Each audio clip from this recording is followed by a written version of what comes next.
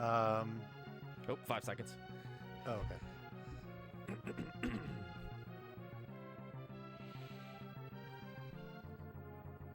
Hello, good evening, everybody. I don't know how I'm going to be able to top Bowser just completely annihilating a city, but we're going to be here playing some Zelda, I guess.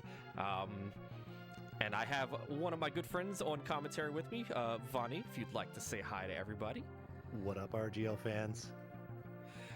Everybody knows Vani. Yeah. I hope so. That'd be nice. But yeah, so we have the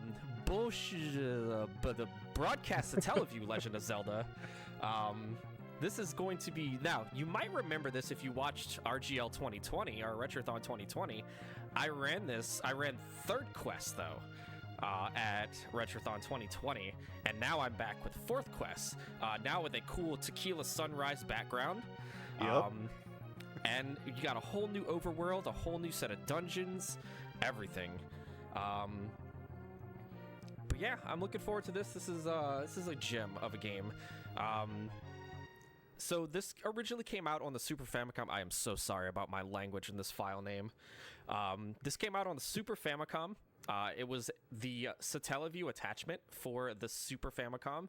So basically, you had to be connected to like a broadcast signal, like a satellite signal, the entire time, and you would have to download this every week, and you would only be able to play like 2 dungeons every week. But you know, it's 2024. We found some form of technology to be able to combine all these weeks together to make a full game. But yeah. I'm so sorry about the language. Look. Oh, wait, hold on. This game has very sensitive. Yeah. So one thing you might notice is in that upper right-hand corner, he was cycling between 2 characters, and you have the choice to. So what you're seeing here aren't actually Link and Zelda. It's characters that are. It was like BS boy and BS girl or something like that. Mm-hmm. And they're just very reminiscent of those characters. So this is not. So we're playing as not Zelda because we can, and she's definitely a fan favorite for when she takes damage. The that she gives out when she takes damage. You'll hear it. You'll hear it throughout the run, and it's always very amusing. So I like to go with the headcanon that this is Lonk and Zorlda. Nice. So like we have the adventures of Lonk and Zorlda. But yeah, I'm ready to go. Vani, are you ready? Oh hell yeah! Let's do this. All right, we're gonna start in 3, 2, 1, go.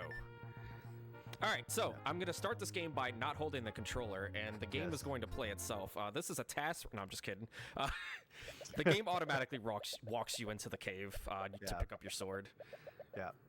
So, and now that we have a weapon, we can start killing things. And one thing that we're going to do right away is we're going to be very strategic with the order in which we kill certain enemies. And the reason for this is because of drop tables. You notice he's going to very much ignore these ones, and then he's going to kill this blue Octorok here, and the reason for that is it's going to give him a bomb drop.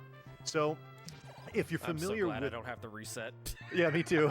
So if you're familiar with the original Legend of Zelda, oh nice, okay, you know that there are certain enemies that will drop certain things, and there's a table that cycles through with every 10 kills and whatnot, and this works pretty similar to that. The only difference here, and to me this makes it much more inviting for speedrunning, is that unlike the original Legend of Zelda, that counter does not reset when you take damage, so it will persist even through taking hits. So the important group is the one that drops bombs, and they will drop bombs on counts 1, 7, and 9. So that's why Iceblue killed that blue Octorok first, and then they killed 5 other enemies, and then made sure that kill number 7 was the blue Octorok to get another bomb drop. Because, you know, much like the speedrun for the original Legend of Zelda, bombs are used extensively throughout the run, not only to, you know, bust open walls and rocks and whatnot, but also to do damage and kill enemies very quickly. So one thing I will point out before we get to the end of this dungeon, this game does have very, very, very violent flashing whenever you pick up a Triforce. Okay. So please look away if you have, any kind of like, you can't look at like photosensitivity. Yeah, photosensitivity. Yeah. So that was Dodongo. You're going to recognize a lot of the enemies from if you're familiar with the first Legend of Zelda. Actually, your frame rate, at least from what came through on Discord, it was basically just like a solid yellow screen. It wasn't flashing at all, so that's nice. Okay, that's good. Oh, not on the stream, though. The stream was very, very strident. Whoa, lordy. So, yeah. But, so unfortunately, in this version of Zelda, you cannot stun the Dodongo with the smoke, like hitting it with the with the underbelly and then stabbing it. That's just not an option in this. So you're going to see Iceblue going in here and picking up 45 rupees. We're going to be buying a candle after we get through level 1 here. So one thing that is interesting about this 4th quest is that a lot of the levels, especially the beginning of the levels, are very similar, if not identical, to the 3rd quest, but there definitely are plenty of differences here. And Iceblue is going to be running the any percent category, which means that they're going to be only picking up some of the heart containers, which definitely makes this dangerous, but they definitely have a plan for later on in the run to add a very, very strong layer of safety to the run. So, and you'll see what we're talking about when we get there. It's wild because I actually timed it out, picking up multiple heart containers, because at the end, like towards the end of level 8, we're gonna run into a very familiar Zelda 1 enemy, who just so happens to be a hell of a lot more dangerous in this game than the original Zelda. Oh yeah. And we're gonna be picking up, instead of picking up a bunch of heart containers here to survive this boss, we're actually gonna pick up a defense upgrade. Yeah. And it's gonna oh, I didn't want that. I was trying to get rupees, but okay. Yeah. Now one thing that a bop here. Yeah, and I was just about to say we embraced the boppage, because as soon as we pick up this bow here, that bat is it's not going to do damage to you, at least not initially. Wait for it to move. Please move up. There we go. And bop. So this is going to be one of, I forget how many are in 4th quest. How many intentional deaths do you do? Just 2. Yeah, okay. Just 2. One in level 1 and one in level 5. I remember in the 100% category of 3rd quest, I think you do 4. So 4. and the purpose of this is to mash the start button, which will give you the continue option, and it will bring you to the entrance of the dungeon, which is like a load faster than walking back, because if you notice, you save all that backtracking. Walking in this game is very, very not fast. Yeah. Oh, one technique that you saw, and you saw them use it again. There's a technique I like to call corner rolling, where if you are on a half tile as you're moving up, and you touch a wall where there's a corner, you'll see your character just immediately shift to the side instead of having to walk that half tile, and it saves a little bit of time. Now, there's actually a couple places. One I can remember in level 8 where we actually use that technique to avoid some of those spikes that come through the spike traps. Yep. And it doesn't just save time there; it also saves time and damage as well. So that's cool. So now we have the candle. This is actually necessary, and you're going to notice here a couple screens to the left. There's going to be a whole bunch of bushes blocking the way, and you essentially can't get to, here they are. You can't get to this section of the map without burning it with the candle. So this was part of the kind of gating that the developers did for this game.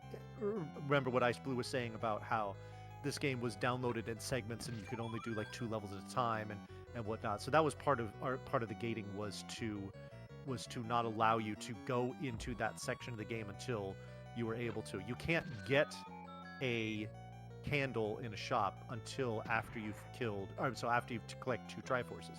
So that was kind of their natural way of preventing you from going to places they didn't want you to. And since we haven't discovered any...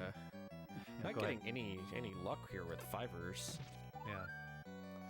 And because... Step this down. Yeah, exactly. Save the bombs here.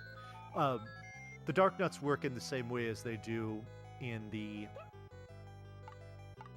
original Legend of Zelda, where when you drop the bombs, like your bomb has kind of like a direction that obviously you can't see, but that direction is determined by the way that you're facing when you drop the bomb, and when it explodes, if the Dark Nut is facing the exact opposite direction of that, it will not take any damage. So we want to try and you'll see we approach it and then maybe turn up, or maybe even turn facing away from it and then drop the bomb, so that way when it explodes it's not facing the bomb's direction and therefore it will take damage. I tried to do it there. Let's see here. Only one bomb left, so they're gonna just go ahead and sword this down, hopefully without dying. Okay, oh, that helps. There we go. This is to get, I forget if it's bombs or a key. It's a key to get in here. There you go. Yeah. Yeah. Oh, that's right. There's bombs on the floor there. That's nice. A little bit of a concern going into level 4 with the bomb count, but we should be fine. Okay. My count is a lot higher than what I want it to be at right now, but that's okay. It's something I can work with. Oh, hello. Yeah. So and honestly, that was something that really drew me into running the game. I mean, I've only done a couple of 4th quest runs. Obviously, I've poured a lot more time into 3rd quest, but just the delicate balance with the counts, and if you get off track, how do you get back on track? Like, how do you recover on the fly and whatnot?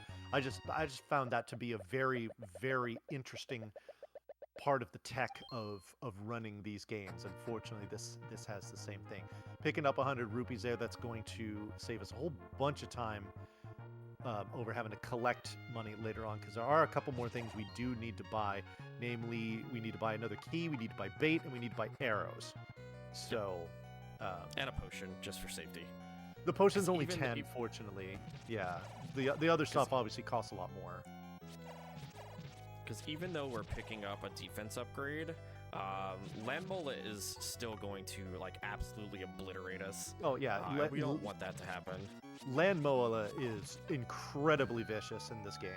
So and you'll see. You'll see for yourself. It's that enemy is very dangerous. There you go. Bombs on the floor. We love it.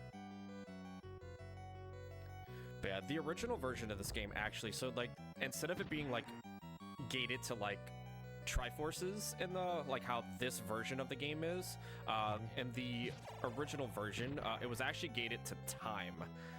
So when you played this game, everything was on a time constraint. Oops, meant to hit right there. Everything was on a time constraint. So like you had to like wait for this time so you can buy this item. But you know, now that we don't have a timer in here, oh come on. Yeah, see that's an example there where the bomb was facing to the left and that Dark Nut faced to the right at the very last second and took no damage. Even and what's annoying with that too is that, I mean, obviously you can hear it. It kind of makes that tinging noise, but it's still, you know, it will get the knockback and the kind of the flashing of the iframes as if it has taken damage, but it actually hasn't. So you got to be careful with that. I forgot my sword was gone because of the bubble hit, the curse. Mm-hmm.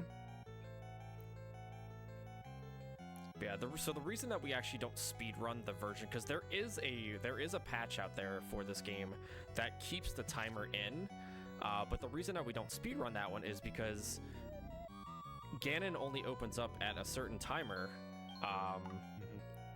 when you have 8 Triforces. So there would be like no like discrepancies on the leaderboard if, you know, we have to sit there and just wait for Ganon to spawn. It would just be like everybody would be within seconds or same time. and it wouldn't be entertaining. Yeah. So two notes about what you saw at the end of that dungeon there. First, if you remember from the original Zelda, they made reference to Pole's voice hating loud noise, and the reason for that is because in the Famicom version of the game, the second controller had a microphone, and you could essentially blow or scream or fart into it, whatever you wanted to do. My favorite was just yelling at my controller. It was yeah, pretty good. Yeah, and it would kill the Pole's voice. Well, so that's kind of like an homage to that by using the flute to kill the Pole's voice instantly. The other is you notice that Dig Dogger, Iceblue made extremely quick work of it, and the reason why is because you can use the L and R buttons on the controller to cycle through your items. So what they did was they dropped the bomb, hit R, toot the flute, tap L, drop another bomb, and boom, boom, boom, it's done. Yep. So very, very efficient way to kill Dig Dogger. Yes, you can fart into the controller, BBQ. I recommend you try it sometime. It's very liberating. You mean you've never farted into your controller to kill a Pole's voice? You're missing out. Yeah. It's like yeah. my favorite speed strat there. Yeah. What is speedrunning without farting into your controller? Oh, I didn't. Yeah. So I didn't get so there's the cool tech there. I forget what there's Giggle Pig, which we'll obviously talk about at the end, but I forget what we named the one for the bait. Anyway, so Taco Bell Process. Oh boy. So all right, here we have. Ooh, that was that Dark Nut did you an absolute favor on that last bomb. That was your last bomb. Uh-oh. Okay, we're How fine. disastrous is that? Okay. We're fine, unless our pals don't drop at bombs here, but we should be on track. Okay. We are going to kill some. What are these called? The mummies. Gibdos. Gibdos. Thank you. This is. We're going a little off script here. Not even close. Beautiful. Not even close. It was calculated. Just how they drew it up. Oh wait. Oh, I didn't draw up not taking damage here though. Oh no. Yeah. So we want to set up another. Death warp here. Hopefully the bats cooperate, and of course. Okay, Yeah, here we fine. go. Okay, good. Yep. So now we can All use right. the candle to do the rest. All right, not even close. Yes. Zelda. Yes. Zelda frijoles %. Oh no. I don't Oh want to boy. take damage to that. Yeah, I know it's really tough to squeeze by that Dark Nut there. I remember. So the layout of level 5 in this is, I mean, from what I can tell, it's pretty much identical to the way it is in Third Quest. So I always remember trying to squeeze by that, and it just kind of debating me every time, like, oh, I have the window, and it's like, no, you don't, and it does damage to you there. Which, you know, when you only have 3 hearts and it takes one of them, that's not terribly ideal. Especially So, in this room right here. yeah. I didn't Oh, trust boy. it. Oh my I goodness. saw that coming. Ooh. I was trying to get, because I only know like my Wrecked. pathing through that room. Mhm. I only know my pathing in that room if I walk a specific area, and that's one of the reasons why I don't like taking damage to that Dark Nut. Yeah. But it's okay. Yeah. I remember usually when I would get to that room, I would stand right above the tiles where those 2 whiz robes are moving and kind of just wait for a couple seconds, and they just kind of just part naturally. I don't necessarily know if it's the fastest way, but it works. So Ideally, you want it to. that was the of secret course. intentional death. Oh lordy! Oh, iframes just totally saved your behind on that one. Oh boy. This is how that room's Okay, supposed to go. that's okay. Looking at that and just kind of timing it in my head, that probably seems like it is a little faster. So, No. oh, he came so close. He trolled you. Oh, 2 for Yes. 1, beautiful with the fairy. That was excellent. See everything. That was actually really sexy. See, all right. You know that picture of Crunk? Everything's coming together. Oh yeah. Oh yeah. Oh yeah. It's all coming together now. Yeah. Now, just like in the standard Legend of Zelda, the Gibdos are extremely beefy. So, taking them down quickly is difficult. It usually involves multiple bombs. Probably going to see Iceblue in this room trying to kind of just corral them to get doubles with bombs, or just, wow, never mind. I'm just going to go ahead and destroy that one on its own. Okay, there we go. We're good. Okay. So, boss of this level. Get a bomb drop. Yeah. Overworld. Boss of this level is Patra. Patra is extremely easy to beat compared to how you deal with it in the original Legend of Zelda. Mostly because all it does is just move up and down. One of the axes. Yeah, I forgot about one of the axes.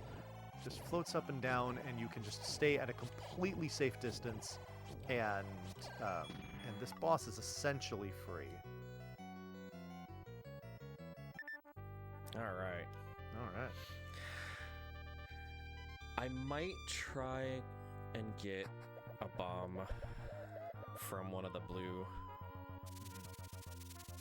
Oh, one thing here about the actually, that was the wrong way.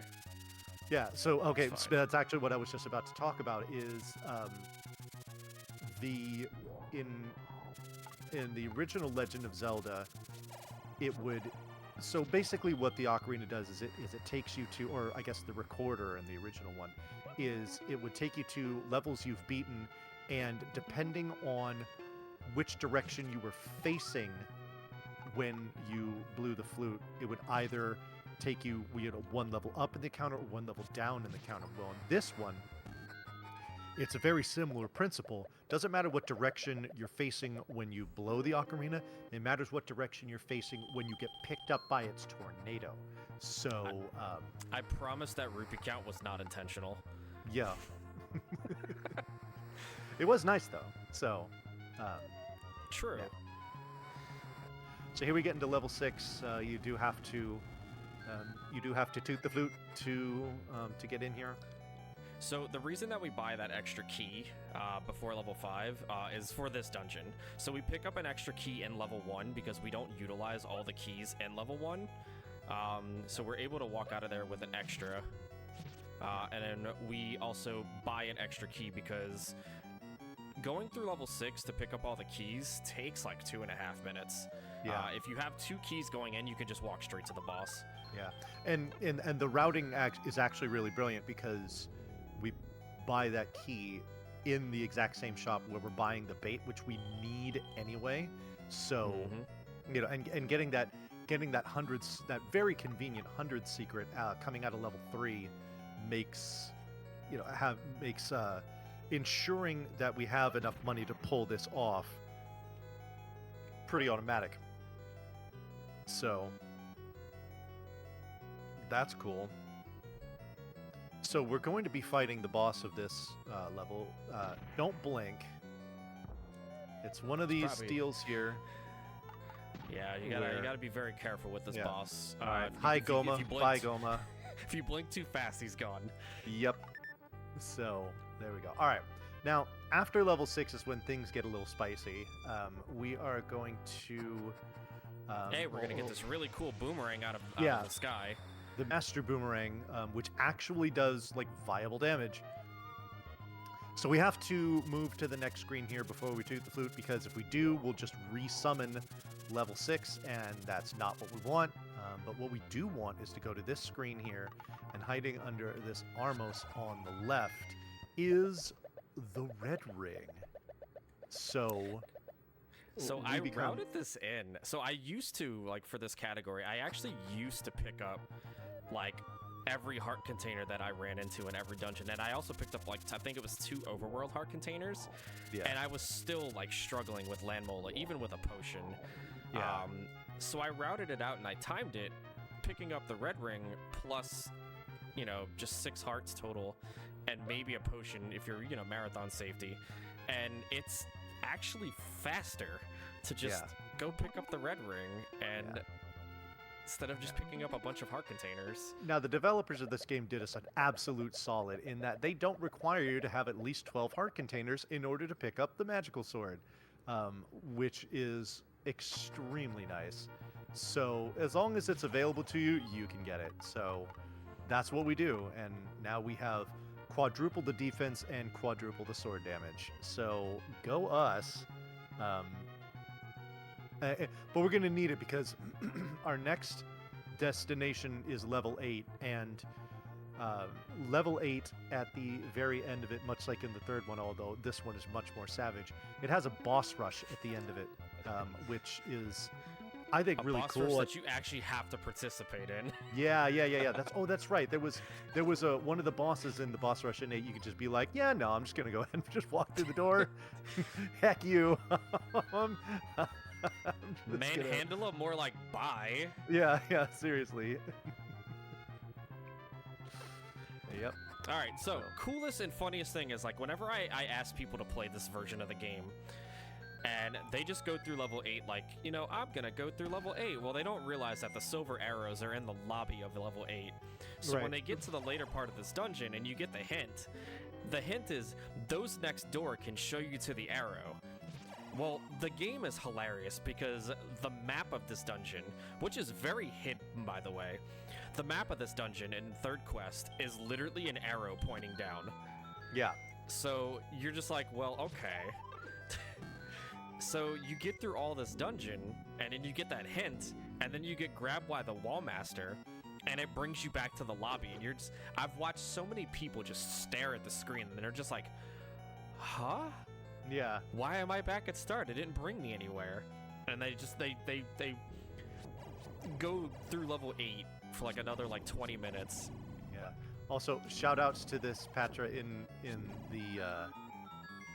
sometimes when you run the third quest here, it has what I like to refer to as invisible babies, where 2 of its satellites are the sprites just don't spawn, but the actual enemies are still there, and you just can't see them. Okay, here's the corner roll, boom, right there, that he's going to push right off that top block, where if he doesn't do that corner roll, he is going to get hit by that spike trap.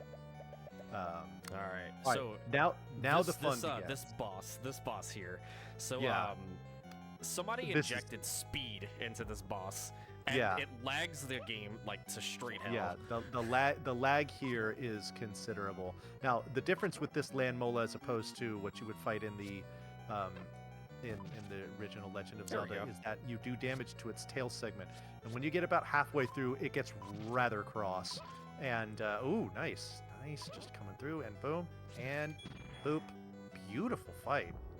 All right, now we have Super Manhandla, where you'll see it will tank a bomb damage, and we're just gonna get in there. Now this was in the original. Original third quest. Ooh, nice, quick kill. Well, we got the 2 blue gomas. But what's coming up now is an extremely terrifying version of Gleeok, and Iceblue is basically just going to stand and deliver here, where they are going to get right up in Gleeok's business and just stab until there's nothing left to stab. And there you go, beautiful. What potion? That is one of the reasons why I pick up Red Ring, is because I can just stand within like all these bosses. Oh yeah. Like, eh. Yeah, you can just trade blows with that thing, and it's okay. You'll just outlast it. So yeah. So now we're off to level 7, which, if memory serves, is pretty similar to the level 7 in third quest. Yep. There's just one scary part at the very end of the dungeon. So in this version, level 7 actually throws in red bubbles. And if you're familiar with Z1, red bubbles permanently remove your sword until you find another bubble, or you drink a potion, or you reset the game. Well, you can't reset the game in this. It would just bring you back to start. Yep. Yeah. So chat is pointing out something that we shamefully glossed over, is that we have master bombs, which means that they can be dropped ad infinitum, and it's great because Yeah. who doesn't want to put, like, 6 bombs on the screen at the same time? I know I do. Now, the nice thing is that, of course, we don't need a whole bunch of bombs for the rest of this game, of course. So it's kind of a waste. It would be cool if we got it after, like, Dungeon 2. But, that's the way it goes sometimes. That was actually a really nice room. Yeah, usually those Gibdos are not that nice. No, yeah, exactly. Exactly. Excuse me. All right, this room right here is the scary room. So you don't know where these red bubbles are going to move. And if you lose your sword, you can't beat the boss of this dungeon because Aquamentus is the boss here, and it actually requires sword stabs for the last 2 phases. Yeah, because this Aquamentus is super Aquamentus. Yeah, you can do damage to it with the silver arrow, but only to an extent. It will get to a point where silver arrows will be no longer effective. Who wants to bomb bats? I know I do. Hell yeah, let's go. Yeah, so we toss a couple arrows at it just because, we can at least hit it from a distance. At least initially when we get in the room, but then the rest of it does need to be done by the sword. So, all right, that is now all 8 Triforce pieces collected. Now you're going to notice something that is, you're going to see this here. There's going to be a text box that pops up, and this is part of what it looked like in. There it is. It's the old man you met at first. This is definitely giving you a hint as to where you need to go next. Yeah, maybe. So with that last upgrade that we just got from beating Triforce number 7, so that gives us 8 Triforces. That last upgrade is now, even at not full health, I'm going to have infinite Permanent sword beam beams. sword. Yeah, permanent beam sword. Which is nice. Unfortunately, the old man has taken a fall, but even worse, Ganon has taken him altogether. And so, level 9 was in here all along. Another flashing lights warning. Oh, yes. As the... the Triforce goes in. Alright, so, Iceblue is going to be mashing the crap out of the sword button when he gets in here, and yes, he's going to get a technique called Giggle Pig, where you have a couple frames where you can do a sword stab as you get into the room, and you can, one of the 4 hits is basically free on Ganon. So we got 2, there's 3, and 4 silver arrow, and boom. All right. So Red Ring also just makes you omega tanky for Ganon as well. Yeah, that's extremely helpful. So we're gonna go up and we're going to rescue not Link, and then we have to walk. Yeah, Lonk, not Lonk, right? And then we have to go back to the room in the entrance, and it's going to tell you your quest ends when you leave this cave. Once Iceblue steps out of that cave, that is time. Yeah, for in third quest, you actually don't have to wait for them to stop talking. In this one, you do. Yeah. They want you to read this text box. Yeah. Your adventure. But we have time coming up here. Time. Boom. GG's. Even with that death, it was almost a sub 30. That death was really the only stumble in the whole run. Otherwise, I was pretty darn good. So that was an excellent showing of what this game has to offer. Yeah. The 100% category is also really fun because you get to pick up everything. You still pick up the red ring at the same point, but yeah. But yeah, no, BS Zelda. I've been running this game for about 3.5, 4 years now. Vani and I had an instance back in the day where we traded. We were beefing on Third Quest. Yeah, you ripped world record from me on my birthday like the monster that you are, and I will never ever forget that. Never. I'll do it again too. Yeah, I'm sure you would. But yeah, no, like we were beefing back yeah. and forth. Oh yeah, we 100% anything. We were just going. To borrow a term from professional wrestling, we were feuding. Oh yeah, absolutely. We were definitely feuding. Yes. But see, Desert Eagle agrees. Desert Eagle gets yeah. it. after our AGDQ race in 23, I decided, I'm gonna route out fourth quest. So I did a casual playthrough, and then we routed out fourth quest. I did 100% first, and then I just kind of downgraded and went to 80%. Yeah. But yeah, it's fun. It's fun, and we absolutely need to give enormous shout outs to the folks that stitched together all these ROMs so that we could actually play it in one sitting, because without them doing this, it just wouldn't be a viable speed run at all. It really wouldn't even be possible, really. So the fact that they put this together is truly incredible, because it's an awesome game. I mean, to have just the whole phenomenon of having a sparsely known, officially Nintendo licensed Zelda title is it's almost even weird to say, but here, I mean, we've got two examples of it. I mean, this fourth quest and then the third quest before it. It's truly remarkable. But the fact that those folks were able to put the ROMs together and preserve it in a way that it is conducive to speedrunning is, they have our eternal gratitude for that. I will say, if you are a glitch hunter, come help us. We have please no sink glitches. your teeth into this. Please. This game is pure. Don't you want to break the purity of this game? Yes. To despoil that delicate flower. I saw somebody mention earlier or ask earlier about block clipping, and that's just one of the many examples of any kind of glitch. It doesn't even necessarily need to be something that mirrors what you're familiar with in the original Legend of Zelda. I mean, that'd be cool, but if there are other glitches, where you can kind of just phase through walls, or I don't know, collect things out of order, or even wrong warp directly to Ganon, whatever it is. If you want to try and bust this game wide open, please be our guest. But yeah, that's gonna do it for me for this game. You're not done with me yet. Unfortunately, y'all are stuck with me for another hour and like 20 minutes. Joke's on y'all. Yeah.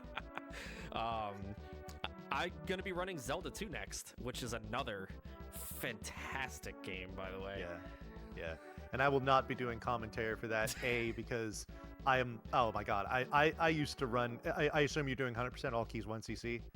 Yes. Yeah, I've run that category before, and it seriously broke my spirit. I mean, it was fun, but man, it's so punishing. So I say that. What trying to say is that he's going to play Balatro.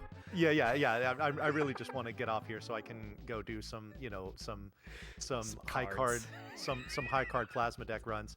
But I say all of that about Zelda 2 to have you all appreciate just how skilled Iceblue is at Z2.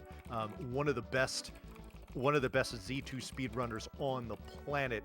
They're going to make that game look way easier than it actually is. So by all means, stay buckled in, because they're going to give you a great show. And you know what? I'm going to be playing Balatro, but I'll have your stream up on the side. So how about that? Compromise? Yeah. We good? Yeah. Let's go. Okay. Let's go. Very good. All right, Iceblue, thanks so much for having me, man. I had a lot of fun. Of course. Thank you for joining me. I appreciate it. Yeah.